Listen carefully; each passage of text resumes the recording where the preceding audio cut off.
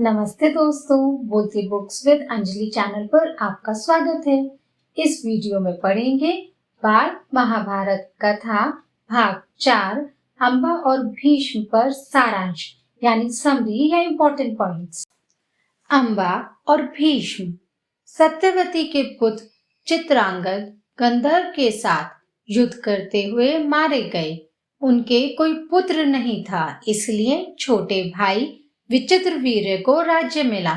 उनकी आयु बहुत छोटी थी, इसलिए बालिग होने तक भीष्म को ही राज्य संभालना पड़ा। जब विचित्रवीर्य विवाह योग्य हो गए तो भीष्म को उनके विवाह की चिंता हुई। उन्हें खबर लगी कि काशीराज की कन्याओं का स्वयंवर होने वाला है। भीष्म स्वयंवर में शामिल होने के लिए काशी पहुंच गए। स्वयंवर में भाग लेने अनेक राजकुमार आए थे। उन्होंने सोचा भीष्म शायद स्वयंवर देखने आए हैं। जब स्वयंवर में शामिल होने वालों में उन्होंने अपना नाम दिया, तब चारों ओर से फप्तियां कसी जाने लगीं। इनके प्रण का क्या हुआ? क्या प्रतिज्ञा झूठी थी? काशी राजकन्याओं ने भी अवहेलना की। भीष्म इस अवहेलना को सहन न कर सके। उन्होंने सभी राजकुमारों को हराकर तीनों राजकन्याओं को बलपूर्वक रथ पर बिठा लिया और हस्तिनापुर को चल दिए।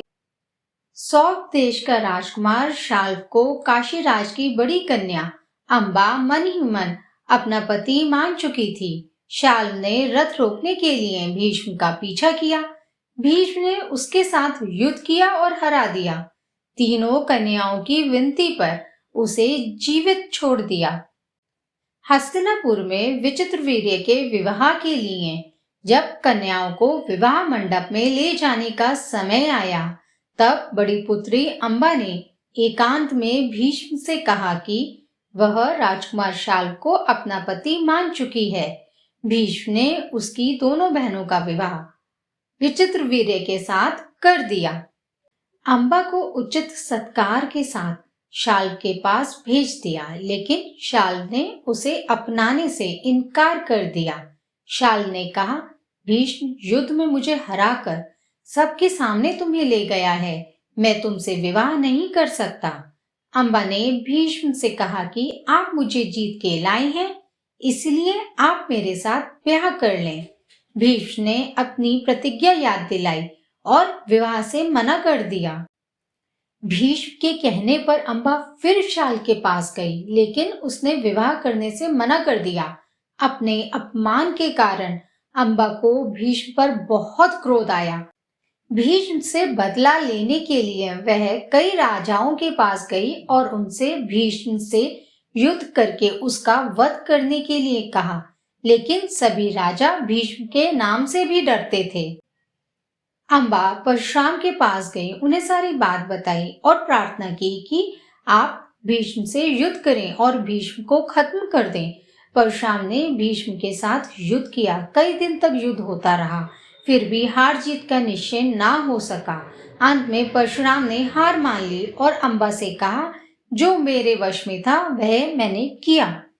अम्बा ने वन में जाकर तपस्या शुरू कर दी और तपोबल से स्त्री रूप छोड़कर पुरुष बन गई। उसने अपना नाम शिखंडी रखा। जब कौरवों और पांडवों का कुरुक्षेत्र में युद्ध हुआ तो भीष्म के विरुद्ध लड़ते समय शिखंडी रथ के आगे आ बैठा। अर्जुन ठीक उसके पीछे था। भीष्म को यह बात मालूम थी कि अम्बा ही शिखंडी है, इसलिए उन्होंने उस पर बाण चलाना अपनी प्रतिष्ठा के विरुद्ध समझा।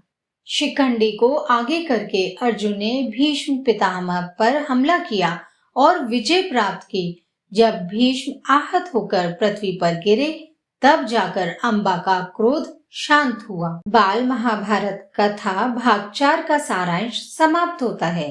अगला भाग है विदुर। वीडियो देखने के लिए धन्यवाद। कथा और प्रश्नोत्तर के लिंक डिस्क्रिप्शन में है। Take care, bye bye.